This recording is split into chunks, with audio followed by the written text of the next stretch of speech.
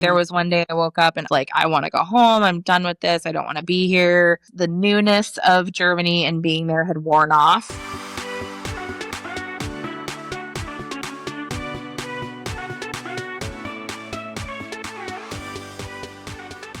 Hello and welcome to this episode of Life Exchange Stories of Understanding. I am your host, Kelsey Ross, and today we are joined with an extra special guest. Why don't you go ahead and introduce yourself to the listeners? Yeah, hi, I'm Alex. I was an exchange student in Germany from 2009 to 2010. I was with the CBYX scholarship program to Germany. So I spent a majority of the year in Dresden and did my month training camp, if you will, up in Hamburg. It was a wonderful experience. So happy to be here. Awesome. And Alex, thank you so much for being here. I cannot wait to hear more about your experience. And we've had a ton of guests here who have been part of the CBYX program. I'm really excited to hear how your experience compares to theirs and to hear more about the CBYX program. So to begin, where did the idea of studying abroad first come to you? Yeah, so my mom was an exchange student in Switzerland when she was a teenager. She funded the entire thing herself. Back then, it was about $6,000 for the program. So, I mean, she worked odd jobs to make it happen. So I had heard about that from her kind of vaguely, like I knew she had gone, but it wasn't ever really something that I considered doing or thought that was a possibility for me. But then one day I was in German class in high school. I think I was a sophomore, and my German teacher said that she had gotten a call from somebody at YFU saying that they had these scholarships available. If you have students that you can suggest or recruit, please do so. And I remember her giving a presentation in class about it, and I just thought, oh my gosh, this is for me. I definitely want to do this. And so at that point, I went home and filled out an application and didn't tell my parents. And then didn't really take it seriously at all, really. I thought maybe it would happen, but I wasn't counting on anything. And I actually was a semifinalist. So they contacted me, I want to say in like February or March, said, yep, you're a semifinalist, and thought that that was the end of the road. And then magically in April or May, I got a call that said somebody dropped out and you have now taken their spot. So then at that point, I had to have the fun conversation with my parents of, oh, by the way, I applied for this thing and I got it. And now I'm going overseas in 3 months. So that was kind of how. Yeah. That is quite a whirlwind. Oh my gosh. So with your mom already having that exchange experience, was it at all easier for her to take the news, do you think? Or was it still like, no for her? No, I think in general, I don't think my parents ever would have really had any qualms about it. They love to travel. They love the idea of adventure. They want their kids to experience as many things in life as possible. I think maybe who I was as a teenager, because we all know as teenagers, we're not exactly the best versions of ourselves. I don't think at that point that she thought that that was something I was ready for. You know, just from immaturity standpoint of cleaning up after yourself, of, you know, making sure that you're being a part of the family, you know, not that I wasn't a part of my family, but just, you know, the teenager crap, you know, so that was kind of the hurdle for them. Was it's not that we don't want you to go. Obviously, it's a scholarship. There's nothing saying that we couldn't make it work or afford it because most of it's paid for, but are you emotionally ready to go? And eventually I was able to convince them that I was, thankfully, but that was kind of the biggest thing at that point. Yeah. And you were mentioning being emotionally ready. And for students who may be trying to, you know, at this time convince their parents that they are, or for parents who are trying to determine if their child is emotionally ready for something like that, what would you say that means, being emotionally ready to go on exchange? Well, I think my parents' biggest concern was, how are you going to be for other parents? Are you going to be as much of a pill as you can at home, or are you shape up and show some maturity and go and do the right thing? Because that's a, you know, it's a big thing. Like, I think parents experience teenagers and they're like, there's no way I want to pawn this on somebody else when I'm still in the process of teaching them to be a good human being, right? So I think emotionally ready is a tough one, because I don't think any teenager in theory is emotionally ready for something that big. But I would equate that to what people say when you have a child for the first time. People say, well, you know, you're not emotionally mature enough to have a baby. You're not X years old. You're not whatever. People have babies of all ranges. Eventually you figure it out. Like if you're going to become a parent, whether you're ready or not, you're going to figure it out and you're going to move forward and you're going to take care of that child because you have to. Does that mean that everybody should do it? No. But to some extent, you have to give your kid a little bit of the benefit of the doubt and say, okay, do they have a hard time cleaning up after themselves? Maybe yes. Do they maybe have a little sass and attitude with us on a daily basis? Yes. But to their core, are they a good person? Do they understand right from wrong? Do they have respect for authority, have respect for adults in general? Then I think that you're emotionally ready. And also, I think because it's a whole new family and because it's a whole new scenario, you're not going to do the same shenanigans that you do with your own parents. You know, you're going to trim it back a little bit. You're going to be more mature. You're going to hold back a little bit. And so while I think that is a valid concern, and I definitely wouldn't send a kid that had a riddle of problems in their past, if they can go to school and function and they're getting good grades, they're respectful of their teachers, respectful of their friends, their coaches, their neighbors, I think all that other stuff will kind of work itself out. That makes a lot of sense. And I really hope that sheds a lot of light to some parents out there who may be a little reticent and also gives these teens better of an understanding of what they can expect and what they should be aspiring to be when they're looking to potentially go on exchange. Yeah. Well, and I was going to mention this as well. I think exchange is such a profound experience and a profound progression of you as a human being that sometimes I feel like that's what we need. You know, sometimes kids are so sheltered in the life that they live that they don't get the chance to experience the world outside their parents. And I think that that can cause problems when you go off to college. If you've never had outside your parents and figuring out how to be mature, how to handle yourself. And so while, again, your kid might not be 100% mature or 100% ready, sometimes that's what they need to kind of give them the kick in the pants to adjust and grow a myriad of ways, but grow in general to be able to then handle college or to be able to handle adulthood.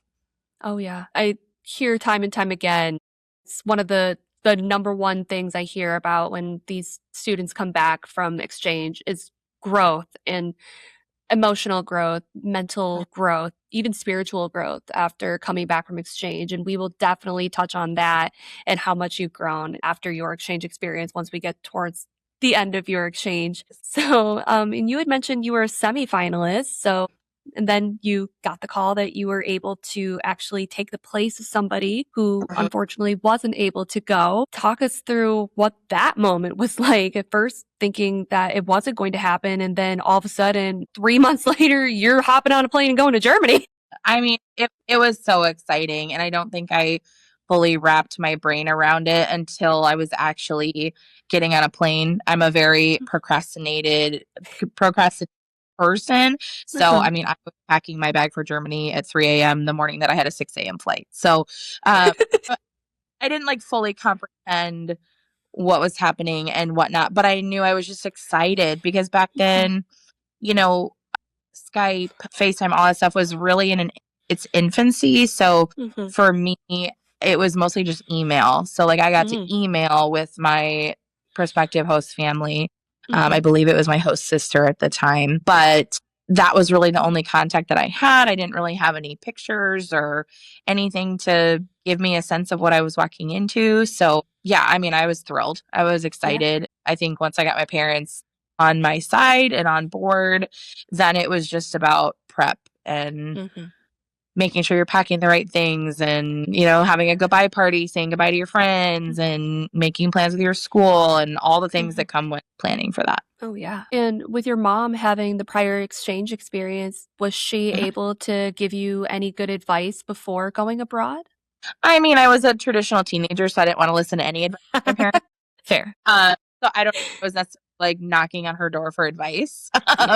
Fair enough. I think she, you know, got me excited about the things that were to come. She gave me a few pieces of information of culture shock and how to learn the language and things like that. So that was definitely something we talked about. But I think also at the time I thought I knew everything. So I knew what I was getting myself into. And she was the old lady who did this go and do anything. So, no, I didn't.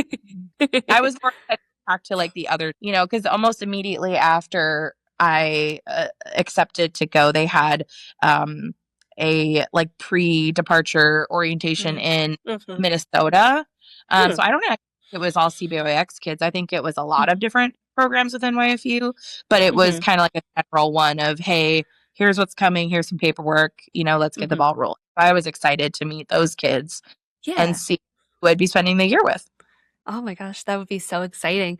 Are there any distinct memories that you have from being at that pre-departure orientation that really stand out? Oh God. So I met two of the people I was going with. Their names were Mhm. Eric and Steve, and they were from Winona, Minnesota, and they were actually Mhm. best friends. So they had applied together and both gotten accepted. And I just remember they were wonderful. They were so excited. We were all giddy little teenagers just thinking about all and they were from a tinier town than I was. I was kind of near Minneapolis. So I was used to kind of a bigger city, whereas they were from a little tiny town. So this was Mhm. really going to world up for all of us, just phone numbers and exchanging emails and just our Facebooks at the time because that was really big, and then we just chatted nonstop after that, until we were Oh, in D.C., which yeah. is where time I don't know if they still do this, but at the time all the CBYX kids would meet up in DC and Mhm. spend a couple days there before they would take off for Germany. What do they at the time, what do they all do? Is it like kind of another pre-departure orientation just for CBYX students? Yeah, so at the Okay. time was just CBYX students. So it Mhm. was 50 of us at the Mhm. time. And we spent, I believe, 3 days in DC before we left. It was a lot of pre departure, what to expect, things that you might run into with your host families, things you might run into with culture and language. Mhm. But then also, we had a really awesome opportunity to spend some time on Capitol Hill.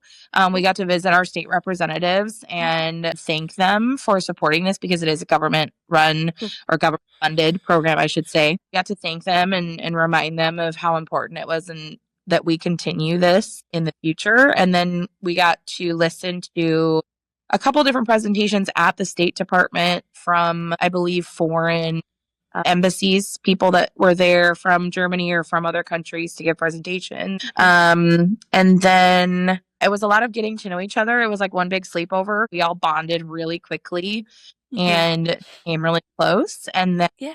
um, I think we even went to the German embassy one day and got to experience all of that. So that was really cool. Yeah. Not only to be able to feel like you're making a difference, in Mhm. DC, getting to visit your representative, but then also to Mhm. bond with all these Yeah. other kids who are going to go through the same exact thing that you were. That's so exciting. Kind of an off the wall question, but just out of curiosity for something you were talking about packing and, being a last minute packer, things like that. Mhm. What is something when for students who are getting ready to go abroad, they're making their packing lists. What is something that they should pack that they wouldn't expect that they have to pack? Oh boy. Honestly, pack less. Oh my Okay. gosh, pack less. So this was back at the time when you could take two suitcases with you for free, Oh, or I nice. think you only pay for one of them at the Mhm. time. So I packed two ginormous suitcases. I was gifted 10 pairs of flip flops because I am known for wearing flip flops in all different colors. I packed all 10 pairs. I packed everything under the sun. You don't need Mhm. to do that. Please don't do that.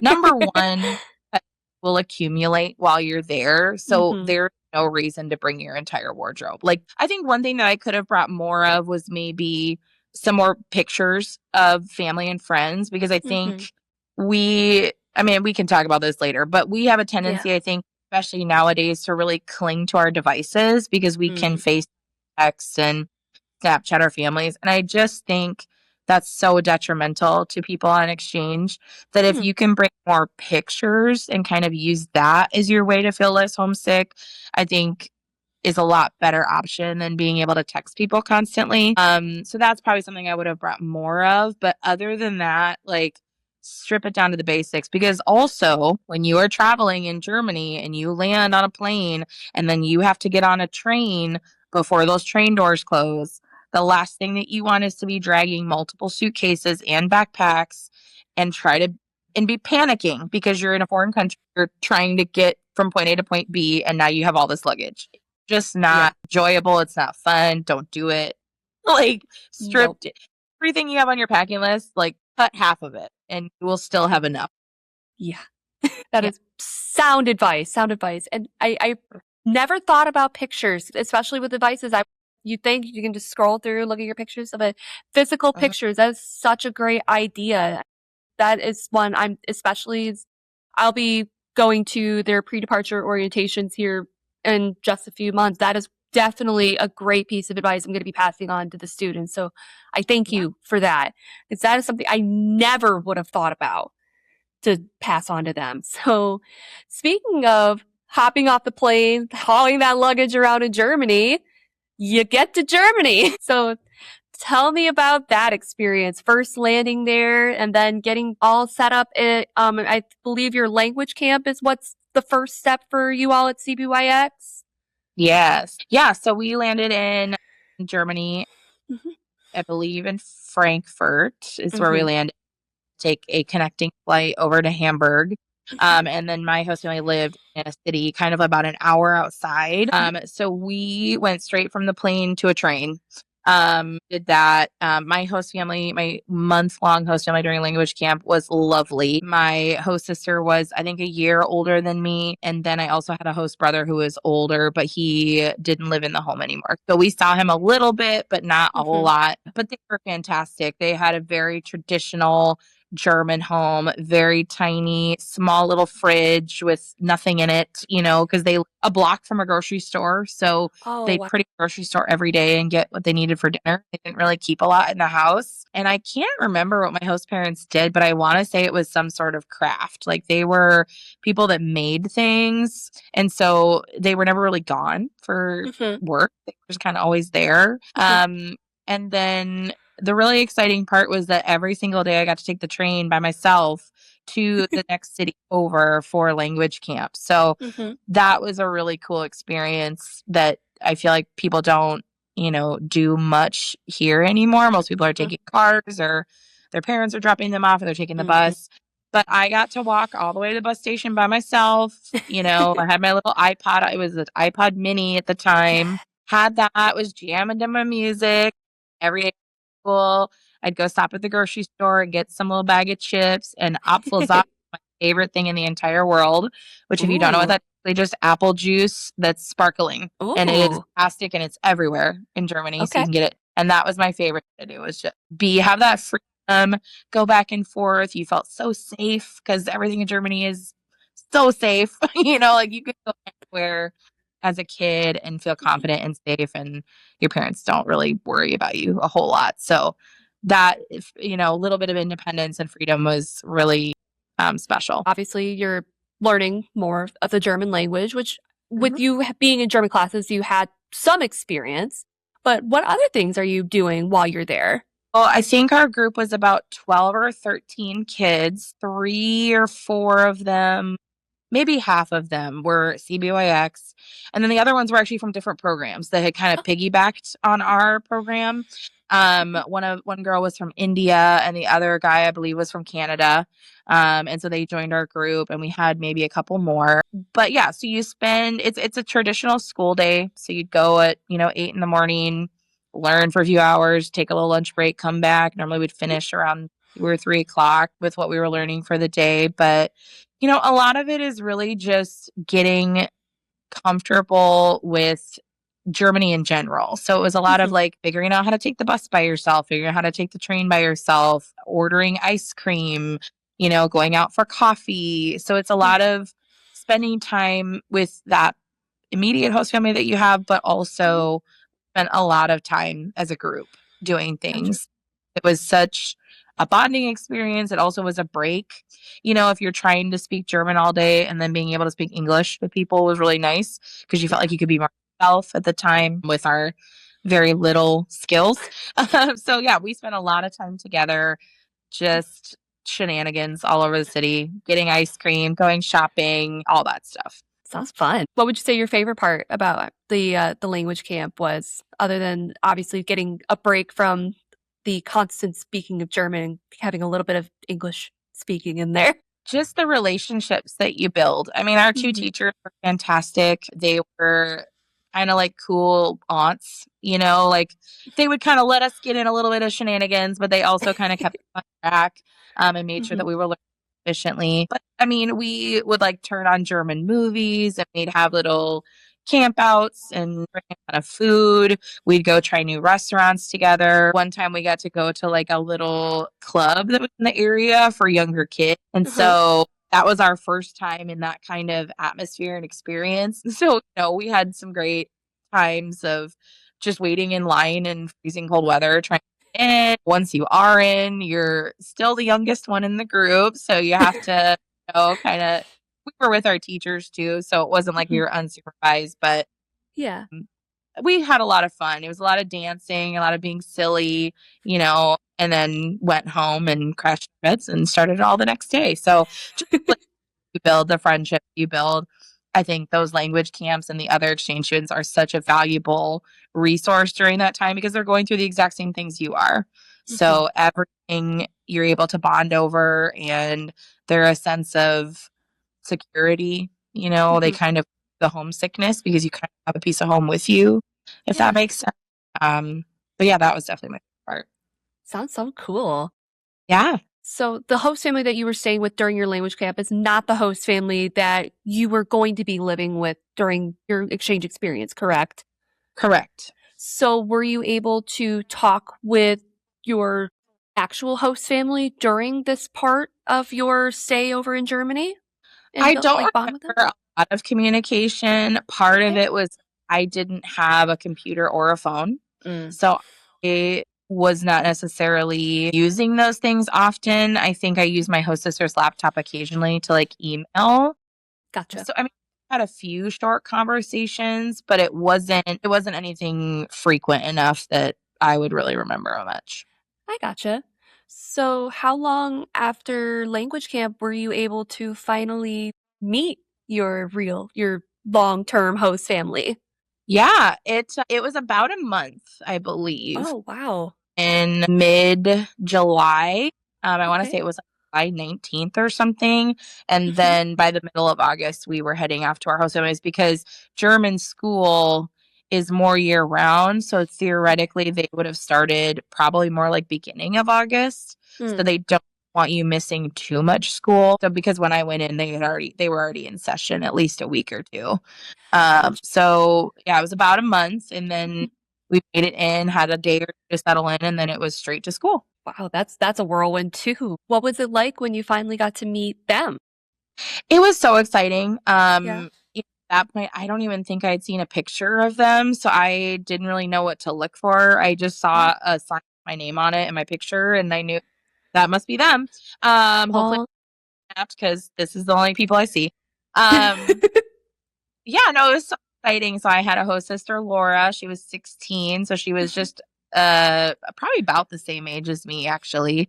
So I was 15 when I went, but I turned 16. So she was probably just a little bit younger than me. Mhm. And then I had two older host sisters, Corinna and Kathleen, Mhm. both of whom were out of the house. Well, actually, no, that's not true. Kathleen and her boyfriend still lived at home at the Mhm. time. Corinna was off living with her long-term partner at the time, and they were in their 20s. I want to Mhm. say 23 and 25 maybe. And then I had my two host parents, Martina and Dirk. And so I lived with Laura, my host parents, and then Kathleen and her boyfriend. In YFU speak or language, we call like your parents or your family back at home, we call that like your natural parents or your natural guardians. So with them, do you have siblings back home with your natural family or your natural parents? Or was this your Yeah. first time? Okay. No, yeah. So Okay. I'm the oldest sibling. So I Okay. have a brother and sister who are twins, and Oh, at the time I left, they were 7 okay. ish, 7 or 8, and then I had a younger brother who would have been 5 when I. Okay. Yep. Gotcha. So it sounds like it's the first time with you being the baby of the family. Yes. Yeah. No, I had never had siblings, so that was definitely a new experience. And Yeah. Kathleen was an English teacher. Oh. So she worked with like a private tutoring Mhm. company, and did like private English lessons or small group English lessons. So that was both a blessing and kind of a hindrance because she was really easy to speak English with Hmm. because I knew everything I was saying. And so it was tempting a lot in the beginning to speak more English with her than German. Oh, yeah, I can imagine. That'd be so easy to do with her knowing it so well. Did you stop yourself from speaking English and going right into it? Yeah, well, I tried to save English for when I really needed to express myself or Hmm. I was struggling really hard and then I Mm. needed to. But also my host parents were not bad English speakers, but they were not Yeah. excellent English speakers. So I had to speak German more with them. Yeah. Um, and Kathleen, because she's an adult and she works, she wasn't there all the time. So it's not Mm. like I could use her as a crutch every part of the day. That was more like, if she was over for dinner or she was home in the evening, needed a quick conversation or chat about something that happened. But also I think just going in, I knew that the goal was to learn German and I wanted my German to get better. Mm-hmm. And so the more and more I spoke English, the less I was going to get better. And I wanted to get better. So, Good attitude to have about that. Heck yeah. yeah. It wasn't like you were able to have a ton of conversations with your host family before getting to be able to meet them. Did that make you struggle to get to know them and get close with them, or was it rather easy to get close with them and form good relationships with them? I mean, I think across the board, you're going to find a myriad of explanations of how people did or did not get close to their host families. I think not knowing a lot ahead of time was actually beneficial because then Hmm. I could go a clean slate. I didn't know, I couldn't make any assumptions or judgments about them. I just kind of had to jump in and go from there. I think having a host sibling my age was a big deal Mm. because she was really able to kind of walk me through what I would be doing or what I wouldn't be doing as a student at her school, Mm. or home, and kind of what our expectations were. But I think it's a choice. I think if you walk in and you stay in your room all day and never come out, you're never going to be close to them. But if you make an effort to go down during meal times or go during, when your host mom's doing laundry and ask if you can help or, ask your sister to go out for some coffee or to go shopping like that's a choice. And you have to make that consciously every day to be able to create that relationship. Those are really good pieces of advice too for future exchange students. 'Cause I hear a lot, especially from the more administrative side of things, being here in the office, where you hear about exchange students being abroad, having a hard time with their host family, and you hear it seems, at least listening in, it seems like they kind of struggle to put forth the effort on occasion, not every time, to Mm-hmm. try to get to know their host families, and it just little things like that, it seems would go such a long way to Mm-hmm. to just build that relationship up. I mean, and I think that's such a small thing that could really do a world of difference. And I appreciate that you're giving this really practical advice for these students. So thank you. Are there Yeah. any other things that you think would be helpful for students who are trying to form good bonds with their host families that they could do? Yeah, I mean, I think a lot of it is involving them in your exchange because Mhm. if you go there assuming that you're just going to make German friends and you're not really concerned about the family, they're going to feel left out and Mhm. then never truly going to feel a part of the family. You're just going to feel like a Mhm. visitor. Yeah.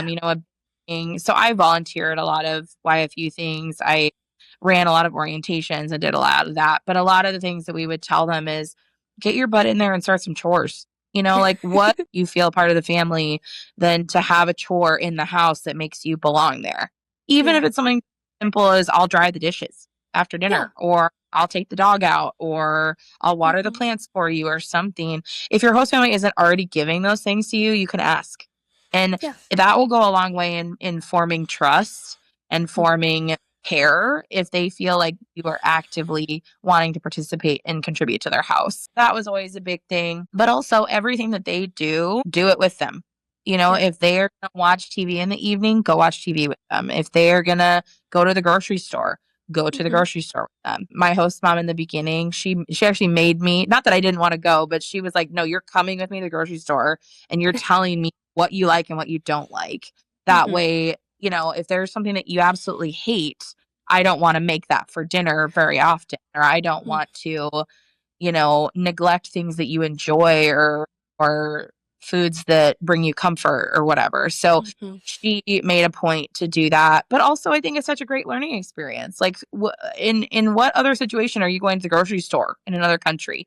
Yeah. Just learning how they price things, what kind of different foods they have, how to check out in a grocery store, how to pay for your things. Those are all learning experiences, and you're going to not only continue that bond, but you're also going to advance your language skills, which I think is just it's part of the experience. It's part of the point of being there. Absolutely. So just do everything that they do. Also fantastic advice. And it sounds like with your host mom, dragging your butt out and taking you to the grocery store and asking the things that you like, it sounds like she was also putting in the effort to try to build that relationship up with you. And relationships are a two-way street. So on the flip side, what can host families do to try to help build that relationship with their exchange student and try to build that bond with them? Again, include them in everything. Hmm. Doesn't have to be that you're going out to a movie or you're going out to dinner. It can be something as simple as, hey, I'm going to fold some laundry. Why don't you come sit here and talk to me about your day? Or what kind of homework did you bring home? Do you need help? Because it's in a different language and that can be hard. Or when you bring your daughter down to brush her hair for the evening, if it's a little kid, have them help. Say, hey, do you want to come help me brush so and so's hair? Or do you want me to braid your hair for tomorrow morning? Or for dads, my host dad owned a chess company. And so he created chessboard and chess pieces. And then he went all over the world doing chess tournaments. And so he actually had me come do like an unofficial job at his chess company where I made this map for him of like all the different chess centers around the world. And that was something that he was using for like research and for production. And so he like paid me a little bit of pocket money for helping him out. So that was really Hmm. cool that I got to be a part of not only his home, but his business too. And that really made me Cool. feel like kids because I feel like that's what parents do. They'd bring their kids to work or they'd involve them in what they do. So That's so cool. yeah, What a cool job too. That having your chess company, that's awesome. so unique and so out there. Yeah, Yeah, that's definitely not what I was expecting, but that's what it was. yeah, yeah. With some of these host parents, you hear that with some like the most unique and cool jobs. Like it's so awesome. Some of these people have some of the coolest lives. It's like you Mhm. exchange students are so lucky with some of the people I you get to live with. It's so awesome. But and you were talking about like school and all being in a different language. So how was German school for you? I'm sure it was vastly different than the school that you were used to here in the US. It really was, and if I'm Mhm. 100% honest with you, I'm not sure I knew what was going on the entire year. And a lot of that with the fact that I had already communicated with my American school before I left about what was happening, and I was already ahead on credits. Okay, So I didn't have to bring back a whole lot. Like I had that's to bring back E credit, which mm, was I mean, it's PE. I had to bring English credit or some sort of like language arts. So my mhm, English class counted.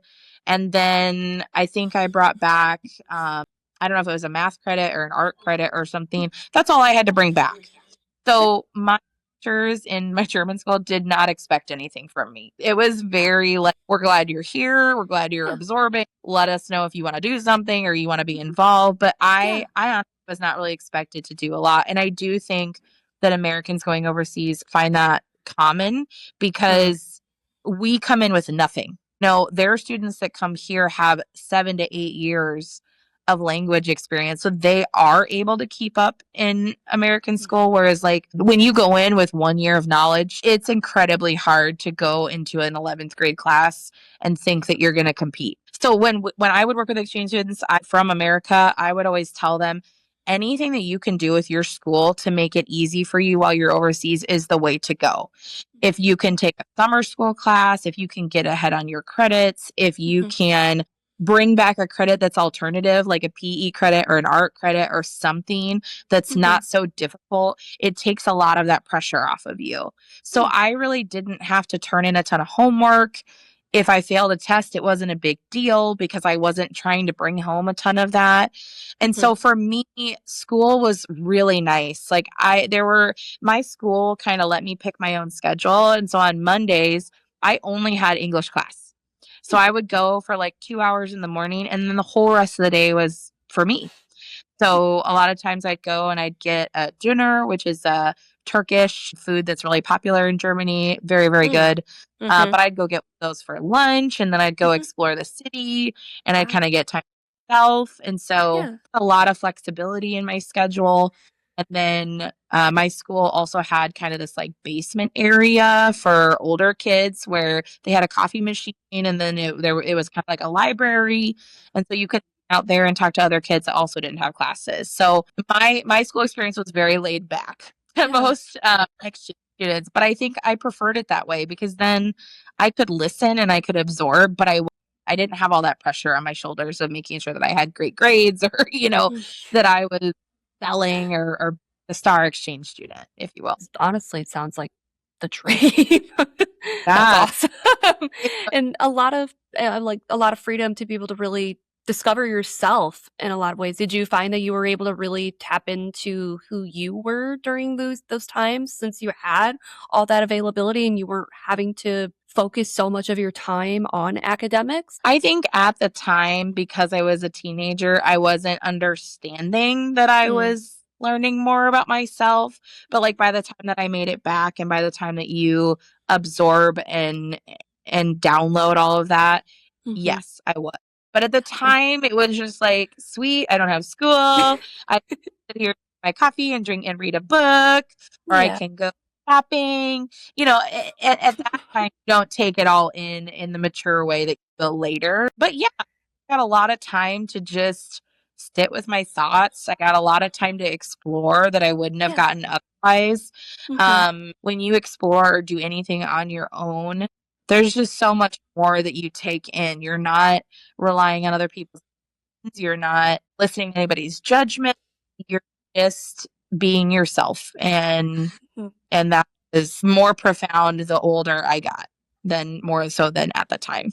In the time we've talked, it sounds like you've had a wonderful time and you've had lots of time to really, during your time abroad, you had lots of time to explore and discover new things about yourself, discover things about Germany. But I can't imagine it was all great while you were there. I'm sure there were challenging times. I'm sure there were times of down periods. So, were there any points of challenging moments while you were on exchange that you had to go through? Oh gosh, countless. I mean, Okay. the whole thing is challenging. The whole thing Okay. is a challenge. It's not Mhm. all sunshine and rainbows. I think being somebody that's been out of it long enough to look back, I can see a lot more of the rosy moments. But Yeah. yeah, the whole thing is hard.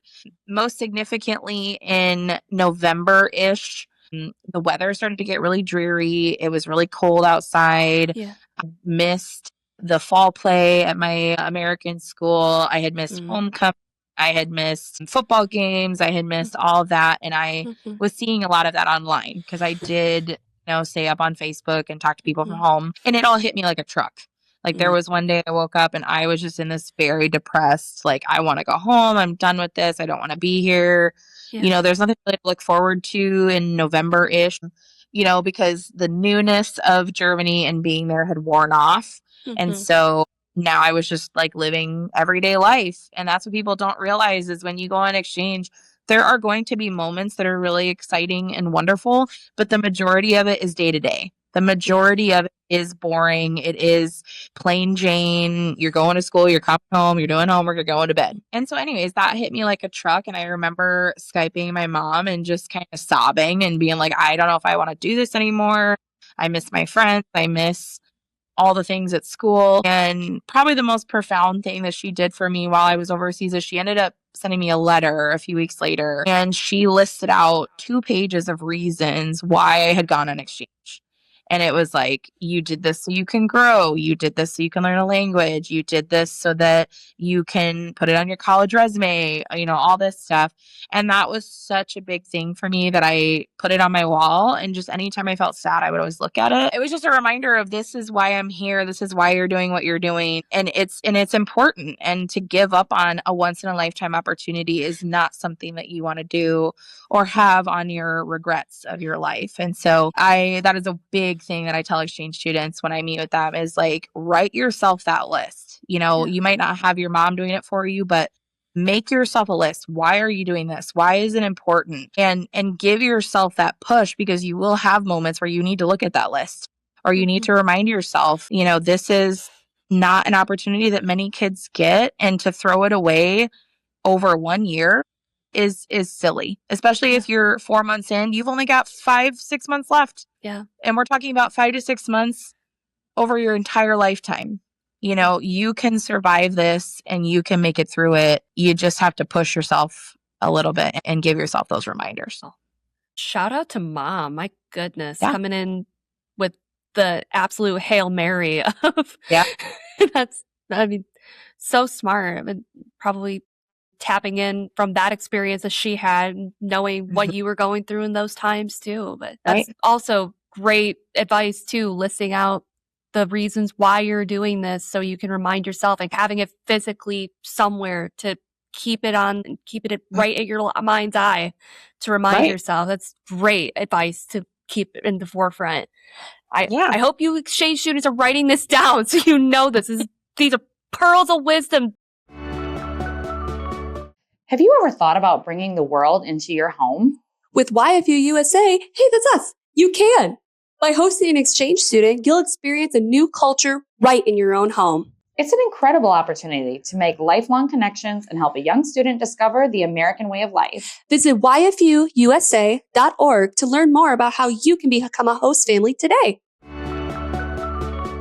I'm so glad that you had such supportive parents, especially your mom, who knew what you were going through and was able to help you through those periods of homesickness. I don't really think until you're in the throes of it, people really understand how tough it is. It's like you say, especially once you get there, it's all new, it's all exciting, it's all fun. But at the end of the day, you are just living your day-to-day life, but you're just in a new country. And then all of a sudden it's crap. This sucks. Why the heck did I do this? But I'm so glad that you were able to push through it, and that you were able to have such a wonderfully life-changing experience and able to get over that hump. And once you were able to move on to that, and you were able to get into the beautiful Christmas season, I know Christmas in Germany is a huge deal, and there's lots of beautiful things to do there. There's all sorts of wonderful traditions and cool things to do all through the year in Germany. So were there any cool holiday traditions or things that are specific to Germany that really stood out to you, that you were really honored or excited to celebrate and get to do? Yeah, the Christmas markets are once in a lifetime. I mean, we do them here, like Chicago does a really great one. There are areas that do it, but there is nothing like a German Christmas market, a true one. They are gorgeous. They're so fun to go to and walk around, and you feel that Christmas magic. You feel the Christmas spirit being there. Christmas is my favorite time of year. It still is to this day. But that was my number one favorite thing. I mean, we would go to it pretty much every day after school for as long as we could. Trying the Glühwein, which is like a warm wine, which I was 16 at the time, so it was legal for me to have that. Yeah. But it was delicious. I mean, so good. Kind of like a hot chocolate, but obviously, no, I mean, that was my favorite part. And I think too, because Christmas was my favorite time of year, that kind of got me out of my funk too, is that now I buy Christmas gifts, and I was able to get spirit, and I was able to participate in that and that was really special to be able to share that with them. That's awesome. Yeah. Were there any other places in Germany that you were able to explore while you were there? I know it sounds like I know you were able to go to Frankfurt, and I believe you were in Dresden during your exchange, you said in the beginning? Exciting. Where else were you able to explore any other places while you were there? Yeah, so we went to Leipzig, which is a couple hours away from Dresden. We went there to go to the zoo one day. I also, for my middle seminar with the exchange students, we went to Munich. That was the location that I chose because we had two different choices. I think the other choice was Dresden. So, of course, I got to see Munich. There were lots of other little towns we went to that I cannot remember the name of. My host mom, we did like a dinner at a town not too far away that was up in the mountains. And so the room that we were in was like encased in the mountain, and then you would look out of it to other mountains. That was really cool. Whoa. I could not tell you the name of the city, but it was awesome wherever it was. And then even when I first got to Germany, we went to some other little town for my host uncle's birthday, and they did kind of like a Renaissance style dinner. So they had the whole family, and it was all like eating with your hands and using all these like wooden tools. That was also really fun. But Cool. I also got to travel like outside of Germany too. So that was really awesome. My host family took me to Hungary for a few days. So we got to see that. We went to Budapest. And then I did get a chance to go visit my mom's host family and her friends in Switzerland during Christmas break. So we did that. And I spent, a week with them. And then I also went to the Black Forest, kind of in southern Germany, with my class, because the class did a couple trips throughout the year, and I got to attend that one, and that was a lot of fun. That's awesome. And then, so unfortunately, all good things come to an end, and then you finally had to say goodbye to your host family, and exchange comes to an end, and you come home. Were you able to, and do you still keep in contact with your host family? It's not as much now, and I think a lot of that is the fact that I'm a mom now. I'm a mom of 3 kids, and I'm full time, and a couple of my host siblings have also gotten married, and so our lives are just busy. We also follow each other on Instagram, so we'll, like pictures or send little messages. We do send like Christmas cards back and forth every year. Just circumstance wise and plane ticket wise, I have not been able to make it back, which is so sad. But really, in a perfect world, that when I do have the opportunity to go, I do really want to go there and introduce my husband, my host family, because he's heard so much about it, and eventually, hopefully, that's the plan. But we did keep in contact for quite a bit in the beginning, and my host sister actually to Chicago to do an exchange year, like right after me. So she did that almost immediately. But yeah, I mean, it definitely has slowed down, which is sad, but we do still keep it a little bit. Well, that's great. At least you're still able to keep in contact at least a little bit. But of course, having your own family and having everybody, lives get busy, understandably so. But with you being a mom to 3 little ones and having the experience that you've had, would you allow your own children to go on exchange? I would. I am having a harder time convincing their dad. He has not had that experience. He grew up in Iowa. That was never something that he would consider. The world's a scary place. So for him, it's definitely a harder hurdle to jump over. But if any of my kids ever truly showed an interest and really wanted to do that, I don't think he would stop them. I think he would support them. It would just be a lot of planning and talking and trying to make that happen. But absolutely, if they want to go on exchange, mom's a for sure yes. Maybe we'll get dad on the exchange boat here at some point, but I get where dad's coming from. I understand why. Yeah.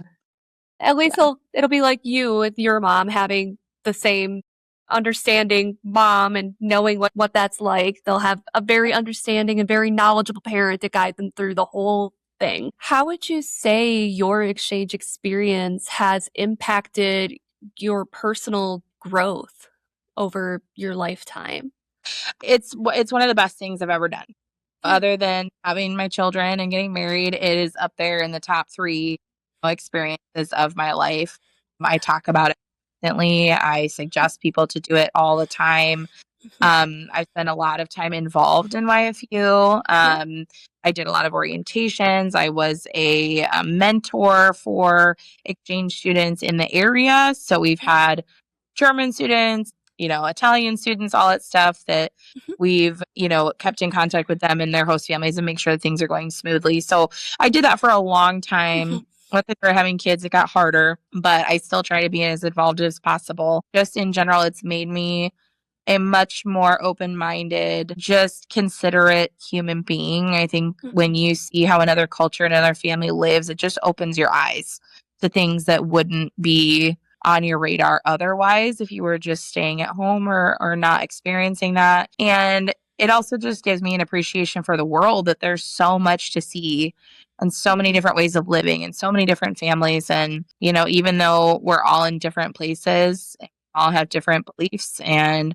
struggles. We're all humans and we all want to live this life, and we all want to, be happy and see our families succeed. And I think that's just a universal thing that you learn when you're on exchange. It's beautiful. Absolutely. Yeah. And you said you were mentoring, you were helping out with YFU. And you were working with the orientations, were you like a local coordinator or at what point? So I never did any of like the advertising per se. I wasn't like finding families, but back before COVID, you did have like an area coordinator. Yeah. And then under that person, there were volunteers that would be connected with a student and their host family. And so then every month you had to make contact with them. So me and my husband actually both did that for a while. Oh, cool. We had several students over the years, and that was a really great way to give back and also stay involved and kind of experience, vicariously through them. Cool. Well, thank you for your time giving back. Of course, I always appreciate that. Yeah, absolutely. But obviously, you were giving back. You were staying involved with YFU. Did your exchange experience influence your career or educational path after you finished your exchange program? Not specifically, mostly because I never, there was nothing about like international diplomacy relations that I was ever into. I was always a much more artsy kid. So for a while I was going to be a teacher. I did go to school for that and then kind of changed my mind throughout that. It's never a direction I wanted to go in because I was more artsy, more free-spirited. The impact of being a mentor to kids has always been important to me. And so being able to be involved as a volunteer is kind of where I've navigated all those efforts. Is if I can give advice or if I can give my time to anyone to make their experience smoother or more effective, I want to be a part of that. I just think the best way to do that is through our youth, and trying to forge relationships between countries. I really, truly feel like the only way to do that is through, they have the energy, they have the passion. They're the ones that are going to change the world. In the future, it's not going to be the current adults that we have. It's always be the people of the future. So, no, career-wise, it's never really influenced me in that aspect. Volunteer-wise, it definitely has. Still with your big open heart and the way that you give back and the way that you give to the youth now, it's still in you. It's still there. And still influencing. And I think that's beautiful. What advice do you have to that kid who is considering it as maybe a little scared about going on exchange? I'd say you're going to scary things in your life. Never, it's cliche, but never in your life on your deathbed say, are you going to regret the things that you did do? You might regret like making a bad choice or hurting someone, but you're never going to regret trying something, taking a risk, because it's either going to help you grow or it's going to be a great experience. One of the two. Not to say that you can't have both at the same time, because you can, but I would say just do it. There's nothing more life-changing in that age as an exchange. And there's so many positives and bonuses to it. You don't have to go in with any language experience. You can go in as a complete novice and you'd be amazed the amount that you can learn in a year. You could go in because you're not sure what you want to do with your life yet. The kids that go right when they graduate high school at 18 that do a gap year. Not all of us at age 18 know what we want to do for the rest of our lives. This is a great avenue to kind of give you insight to that. It gives you that time to not only learn about yourself, but learn about the world. And that can really have a phenomenal effect on what the rest of your life is going to bring. So, Everything you do in life is scary, whether you're starting a new job, whether you're getting married, whether you're having kids, everything is scary. And at some point, you got to take the leap and just say, you know what, the benefits outweigh the risks. And if this is going to be as beneficial to my life as it's been to almost every exchange student that's ever gone, then it's worth the risk, because it's a small percentage of people that come home. Most of us stay through the whole year and can say that it was a phenomenal experience. I think of our 50, we had one that went home. And that was more just because she was struggling with mental health and needed to go be with her family. But the rest of us, we pushed through. And none of us, I think, would say that we regret that decision. And I can attest to that as somebody who gets to read the reports and gets to see that stuff. Very, very few of you go home. Yeah. And I get to, talk to some of you right as you go off program, and a lot of you years later. And so many of you talk about the life-changing experience and how wonderful it was. And as somebody who didn't get to do it, do it for me. If nothing else for me, okay? One of the most fun things you get to do while you're on exchange and being in a new country in general is eating all the delicious, yummy food. I know Germany's got a ton of it. I know German exchange students in general, we always talk about one food in particular. I wonder if it'll pop up with this one.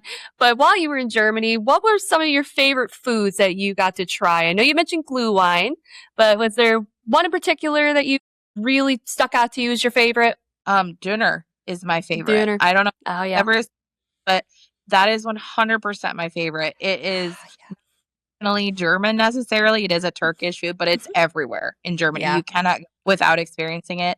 But the funny thing is my host family was very traditional. They had the same exact thing for dinner every night. It was bread with a little bit of butter on it, with a little bit of cheese or a little bit of meat. And that was dinner every single night. So honestly, there wasn't a lot of trying all sorts of new. That was what we ate. So if I wanted something different, typically I was going down to the dinner shop and getting some dinner. Obviously, they have excellent baked goods over there. So, I mean, you can't go anywhere without finding some good baked good. But I mean, I could talk all day about dinner. It's my favorite. It's so good. One of these days, I'm going to Germany. I'm getting some dinner and I'm getting some freaking bread. My gosh, I don't know how many, I don't know if you've listened to any of these episodes, other listeners, I know you're going to talk about it. I know you know what I'm talking about. Anybody we have talked to who has gone to Germany, who is from Germany, we cannot make it through an episode without talking about German bread. Yeah. Yes. I don't know what it is about this freaking bread. What is in this bread that it has you all in a trance? Who knows? I hope to find out one day, and then I can be spellbound like all of you. As a final note, if people want to keep up with you, Alex, if people, future exchange students have questions about CBYX program or about going on exchange in general, are you on social media?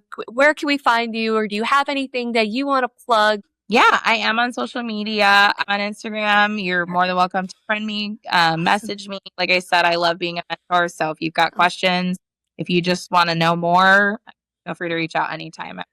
Awesome. And we will be sure to put Alex's Instagram handle in the show notes so you can find her, and be sure to ask her your questions about exchange, about the CBYX program, about Döner. I know she is a wealth of information. She is here for you. And Alex, I cannot thank you enough for your time today, for your stories, and for just being an all-around wonderful person to talk to. Thank you so, so much. Thank you. It was so great. I'm here to talk about exchange anytime. Yay. All right. Well, we might have to have you back for part 2 then. There you go. Awesome. All right. Well, that has been this episode of Life Exchange Stories of Understanding. I've been your host, Kelsey Ross. Until next time, bye. Listen to Life Exchange Stories of Understanding now on Spotify, Apple Podcasts, YouTube, and wherever you listen to your favorite podcasts.